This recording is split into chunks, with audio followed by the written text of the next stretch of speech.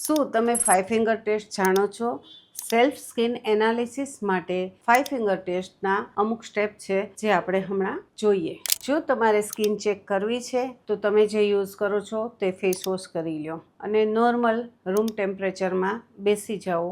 એ સમય દરમિયાન કાંઈ સ્પાઇસી કે ગરમ કંઈ ખાવાનું નથી. એવું કરવાથી તમારી સ્કિન પર પસીનો આવશે અને રિઝલ્ટમાં ફરક પડશે. 45 મિનિટ બેઠા પછી તમે તમારી ઇન્ડેક્સ ફિંગરથી નોઝ પર સર્કલ કરો, ટેપ કરો, સર્કલ કરો, ડેપ કરો, સર્કલ કરો, પુશ, સર્કલ અને પછી તમારી ફિંગરને ચેક કરો. જો શાઇન આવી જાય છે તો તમારું નોઝ ઓઇલી છે. ત્યારબાદ સેકન્ડ ફિંગર લઈને ફોrehead પર 30 સેકન્ડ સુધી આ પ્રોસેસ કર્યા બાદ ચેક કરો. તમારા જો ફિંગરમાં ઓઇલ આવ્યું છે તો ફોrehead પણ ઓઇલી છે.